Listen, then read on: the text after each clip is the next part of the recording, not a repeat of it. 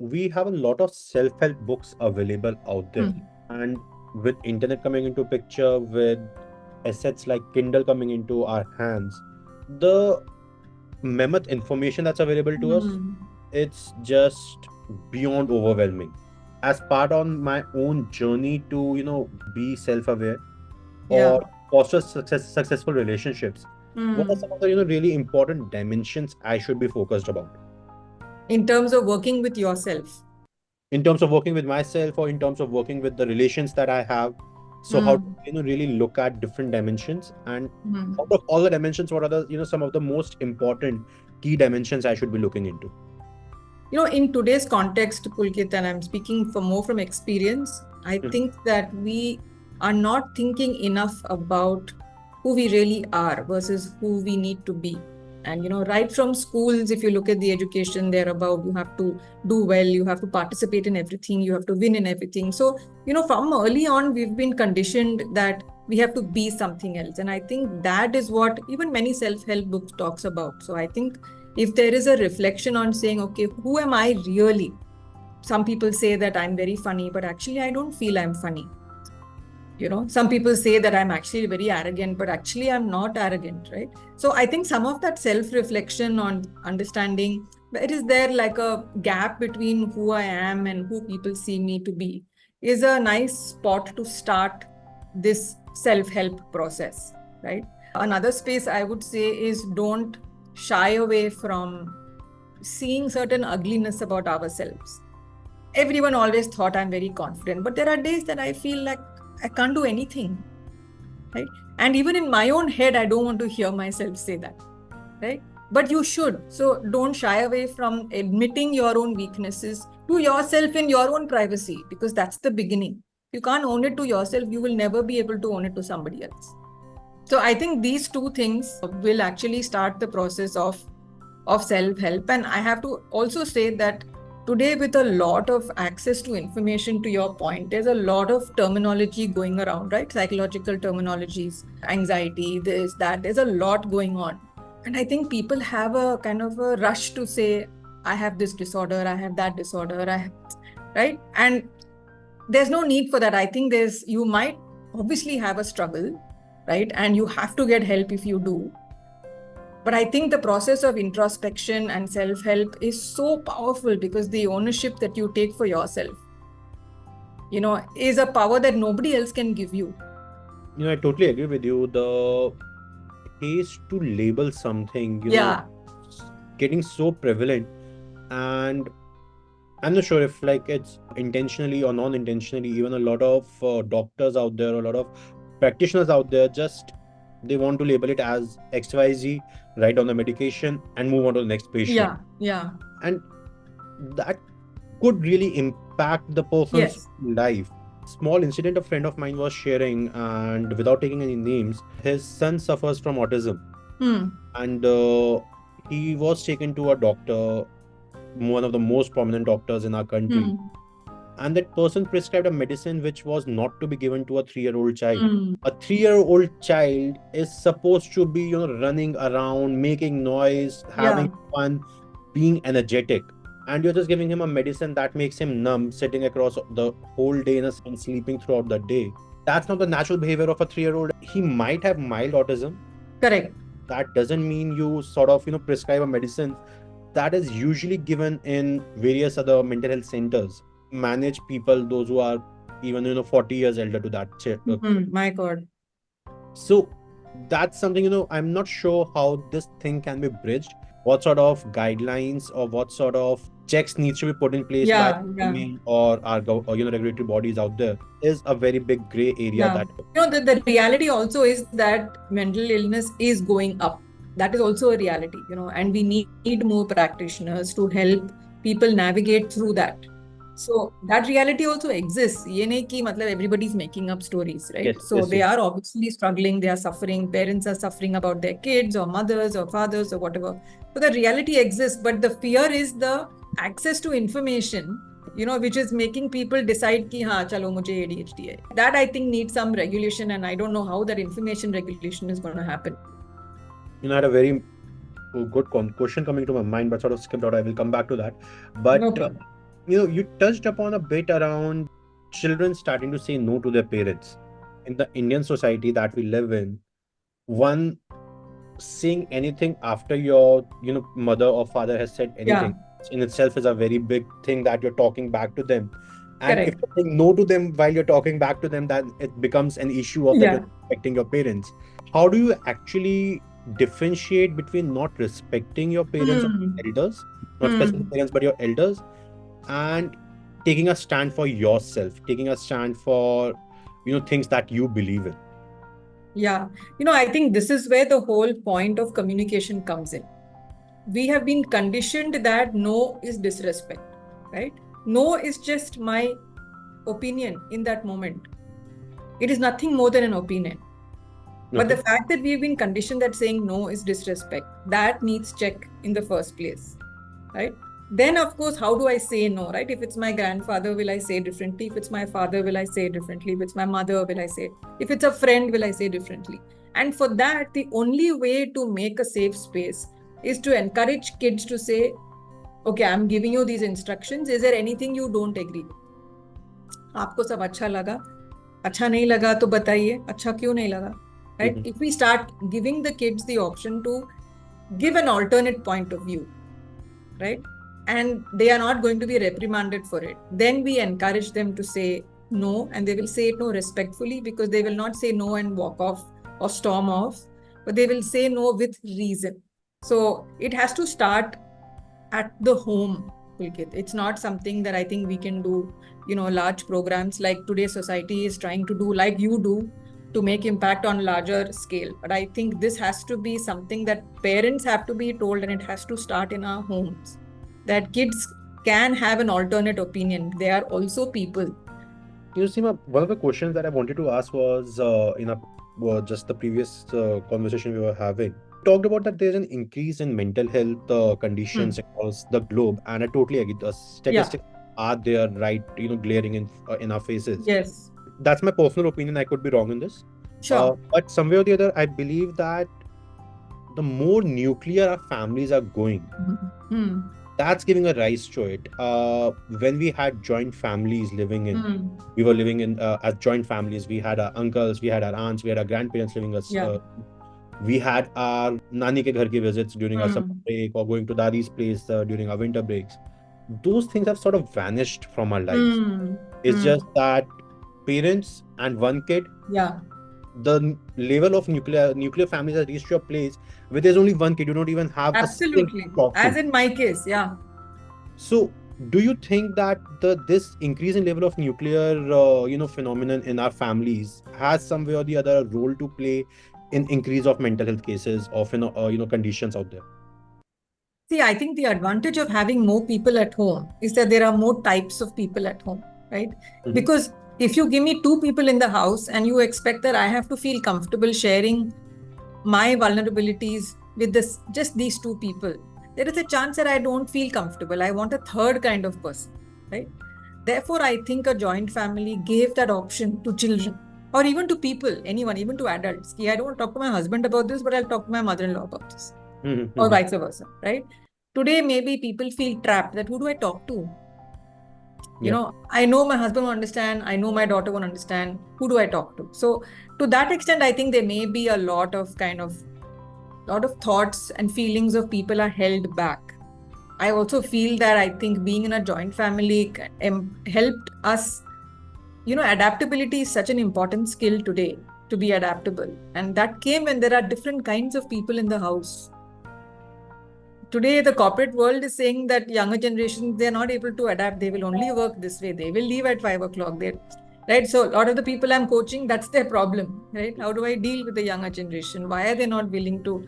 And I think that adaptability skill probably came from being in a joint family setup. At the same time, I also have to say and speak on the other side and say that when it's a nuclear family, the chances of bonding between the three are so much higher, assuming it's a functional, healthy family, of course. And the ability to say that, husband, wife both agree on how they want their child to be brought up. The alignment is much higher in a nuclear family. in a larger family, everybody thinks that they've done it and they know best, So I think there's possibility of more conflict there. Agreed. And following questions, and I know this particular thing is also very highly subjective and Yeah. dynamic in nature. So, we can have back-to-back questions coming to this. But somewhere or the other, one of the another factors, and I would like a solution if you can, help with that as well. Hmm. The separation of emotions and expressions. It has also increased quite a lot in these days. As you rightly mentioned, and it's not just because the nuclear and joint family phenomenon, but otherwise as well. People are becoming more glued to digital mediums of expressing themselves. Yeah. Like, even if I talk about myself, I often would write down poetry and publish it on my Instagram page and then going out talking to my sister or my mother. Now, you're not getting a response to that. The reason of expressing yourself is you are expecting some form of reverse communication happening, a Correct. reply response coming to you, so Yes. that you are able to navigate whether you're feeling in the right manner or wrong, whatever, and then Hmm. you're able to navigate it through. Do you believe in saying this, that suppression of emotions and expressions is one of the another major reasons or causes of mental health issues? You're linking into digital media is not, I think, as true when you look at what it was 40 years back, because 40 years back, people didn't even speak to their parents and grandparents. So, in that sense, digital media is probably kind of a proxy for the same setup. Many times we would speak to our adults or we won't speak. And if we speak, they will just look at us, just say whatever, give 2 lines answers and let us go. Right? I'm sure every house was different, but I'm saying broadly as a culture, I don't think parents, grandparents kind of bonded with their children and grandchildren in a way, ki, let me know what you are struggling with, let me help you get out of your fear of the stage. And those conversations didn't happen, 40 years back. What is digital media doing in terms of putting my struggles out there but getting nothing back? I fully agree with you. What you're getting is a lot of armchair psychology, saying do 1 2 3 4 and you will be a happier person. That's what we are getting, right, through digital media, and it may not directly talk to us, and that's the fear, that there could be something there that you just should not know because of what you're going through, because it's not templatized, right? All of us are unique, and that's the fear of digital media, the fact that it seems so templatized, and I may not have the maturity in a low moment to get the right content I want for me to take advantage of. I don't have the mental faculties at that point to take the best out of what I'm seeing online. And you also mentioned about lacking adaptability in the current generation. I have Hmm. one or the other experience it when we are interviewing new team members to be joining us. Do you believe that often parents in their quest to provide a safe place Hmm. lead to refraining the kids from getting the much needed exposure of the society for their kid to build as an individual or to evolve as an individual? You're talking about keeping them away from social media, or? No, in general, not just social media, but I have like, if okay, I will elaborate a bit. When we were kids, when I was a kid, I used to get out of my home at 6 a.m. in the morning or 5:30 a.m. in the morning, and Hmm. to often during breaks, summer breaks or something, come back at 1:30 p.m. during the Hmm. afternoon, Hmm. playing outside in parks Yeah. or grounds with my friends out there. Yeah. Hey, parents don't allow their kids to go out, or I would say that Hmm. that particular sort of facility is not available as well, Correct. Hmm. given the security concerns and a lot of other factors. Yeah. So, how does this particular overall thing where the restrictions have been put in place clear nature, not in just term of the family structures, but in Hmm. terms of the exposure as well, is coming into picture? How does this really impact the person's overall development and self-image? See, I think a lot of the practices that we had growing up, I'm talking about the 80s and 90s, it was all a different kind of nourishment that we needed as individuals, right? I mean, being in a joint family was very nourishing from people relations point of view. Going outdoors and playing was nourishing in terms of forming social relationships, right? Yep. Which also taught you lessons of competition because you'll play games, right? Which taught you conflict because you will definitely fight with somebody or the other when you're playing a game, right? So it was actually, I feel, far more complete in terms of all aspects of nourishment. But today, I think the world has changed. So while we don't have access, at least in a city like Bombay, where I am, there is absolutely no place to play. I mean, the best the best choice would be that I can do badminton because there's a place for cars to park, right? That's going to be my best choice. So I think the world itself has changed in a way that I don't have access to do the same things. But I think what we can remember is what was the advantage of that, right? So I learned competition, I learned social skills, I learned conflict management, I learned adaptability because, you have older children, younger children in a family, they all have to learn to coexist, right? So can we create those environments for our children so that those skills are not empty by the time they are adults, right? Maybe not in the same setting, but we should remember what they gave us, and can we give that to our children, maybe in a different setting. And this brings me to my next point, where we talk about trust as the foundation of any relationship out there. So how can we really cultivate trust as the foundation of any relationship that we are forming? It's a very big question. But I have to say, I'm a big fan of trust. And I have found that whether it's a teacher-student relationship, whether it's between siblings, whether it's between spouses or parents, grandparents, whatever it is, some of them don't articulate it as well. Some of them will say, for me, trust is very important. But for me to know that you have my back gives me a sense of security that nothing else will, right? And that I think we need to do much more with our children and our parents, because our parents are getting old. They are feeling suddenly ki, Arey, I could do this 10 years back. Today, I'm not able to do this. My children are like, what if I get into trouble? Will my mother put me in jail, or will she have my back? So I think it's important to really, really build that trust with people. The only way I will build trust on somebody is if I truly believe that you are not going to take advantage of me. That's the only reason I will build trust. The moment I work from a space of mistrust or suspicion or even cynicism, then I'm incapable of trusting. So people will say, this person let me down many years back. After that, I've lost. I had a very bad breakup some years back. After that, I don't trust men at all, right? So these generalizations are not necessary at all, because everyone is unique, and that experience taught you something about, maybe you trusted too early. Maybe you didn't trust, and that person got the feeling ki this person is not trusting me, and they didn't like that, right? So use it as a learning experience. But I think lack of trust truly it's almost like a plant without water for me. Any relationship has trust, needs trust. Yes, totally. I totally agree. And even for me, trust is one of the utmost factors to be there in any form of relationship, be it friendship, be it with your, spouse, be it with your parents. If trust is not there, I don't think so there is a relationship in picture. Yeah.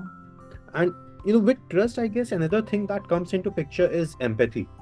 And that's one emotion which I believe a lot of people somewhere or the other have started lagging because of the generalizations that they've started putting in place.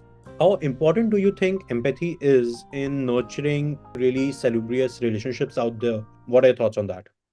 So for me, empathy is another one that I really find that people don't seem to have naturally. But the good news is that you can develop it. So the way I would work with empathy, Pulkit, is, for me, empathy and judging are two sides of a coin. Okay? The moment I judge you, I am not in a position to empathize with you, because I've basically said, you are who you are, I am who I am, I have slaughtered you, and that's not who I want to be, or that's not who I want to be with. So the moment I have judged you, I have no opportunity to step into your shoes. Yeah. So empathy and judgment are two sides of a coin. And the way to work on empathy is to actually drop judgment. Right? And the less I judge others, I will realize that people are actually also not judging me so much. But if I keep judging others very easily, and for example, some delivery guy comes to the door, right? And the guy is dressed in whatever, something that I don't think is appropriate, right? For me, very quickly to say, why can't this guy dress up properly? Look at the way he's dressed. Even that is judgment, right? It's unnecessary. It's very possible that he has a father who's unwell at home. He didn't have time to put on the clothes he wanted to. He rushed, got something out of his cupboard, and because he had to work and make money to treat his father. Yeah. But when I've judged him, where is the scope for empathy? Right? So And in my worldview, I'm judging everybody. So therefore, I think everybody's judging me. Because I think that's how the world works. Yep, yep. That's how the world works in the way you are choosing to see it. So the first step is to drop judgment of others. Then two things will happen. You will judge yourself less. And you will also realize that others also are not judging you so much.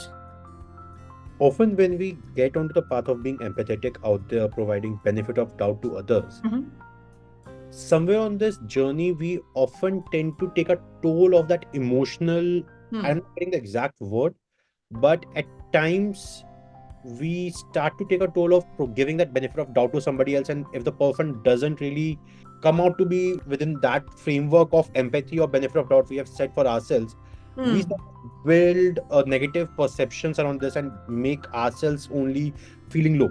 Meaning we give too much and we feel that we're not getting enough back. Yes. So how do we really evolve from this position or this feeling? But empathy is not, it's not a two-way act. Empathy is not about tit for tat, right? I mean, empathy is a one-way act. I want to be able to put myself in your shoes and understand your world and understand your reaction so that it makes this interaction meaningful, memorable, whatever it is. Yeah. It's like saying when you want to be nice, be nice. You're not being nice so that tomorrow they'll be nice with me. You're not nice to the teacher today so that they give you marks when you made a wrong answer, right? I mean, I'm sure many, as kids, I know I thought it might work, but it doesn't, right? And I think empathy is like that. It's a one-way choice.